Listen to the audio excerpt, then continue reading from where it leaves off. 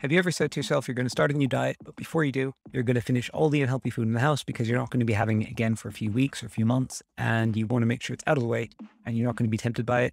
So you basically binge just before starting a new diet.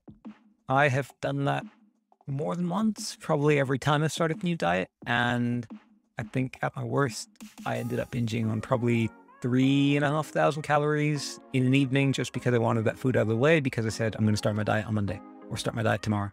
What I've realized that does is it's two things, and neither is particularly beneficial for you.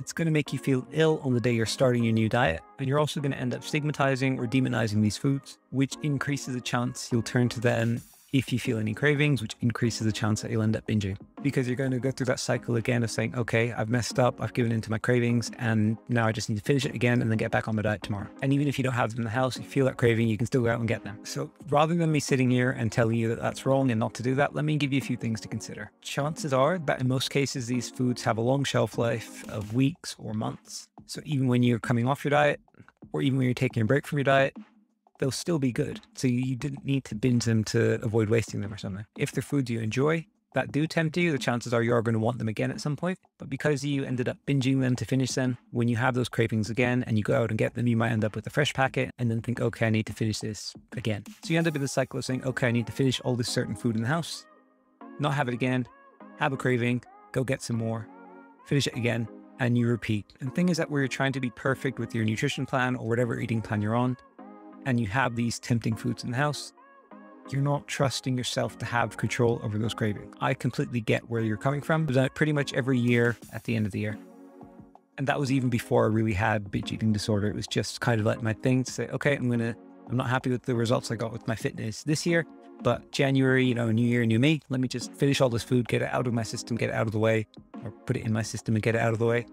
And then from 1st of January, I'm a brand new person. I'd wake up on 1st of January or maybe 2nd of January because I would be a little bit lax on New Year's Day. Say, okay, that's it. Super strict from now on.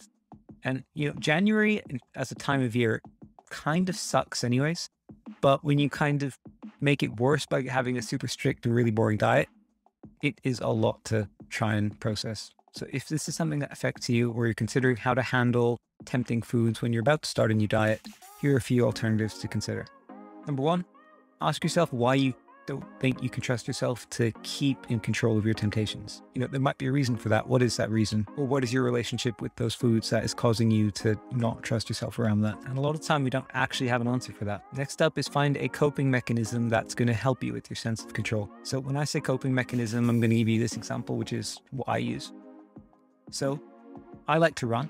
It took me a few years, but I enjoy running. I like the way it makes me feel physically, and I really love the endorphin high I get from it.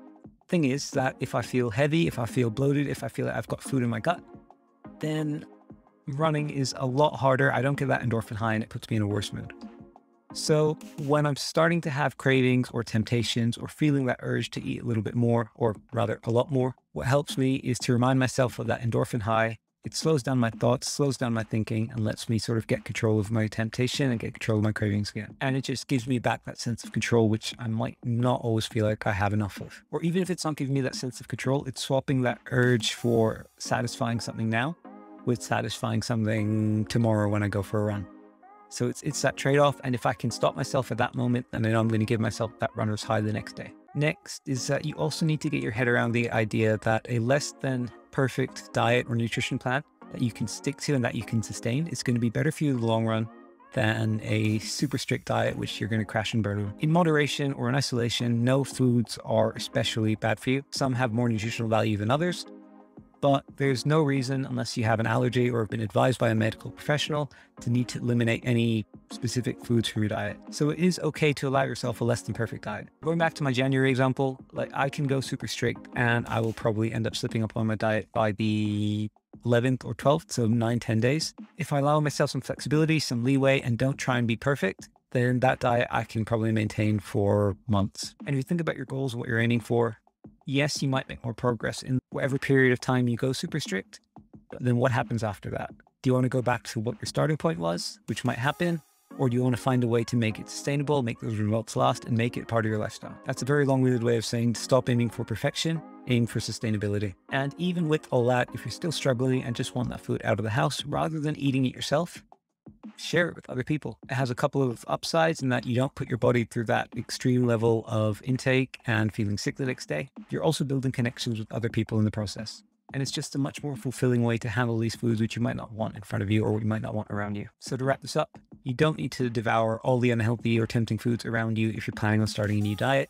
Aim for sustainability rather than perfection. The idea of needing to ban these foods suggests a slightly disordered relationship with these foods in the first place, and it may be wise to look at an alternative approach that you find more fulfilling, that shows yourself some kindness, and that allows you to build a little bit more trust and a little bit more confidence in yourself.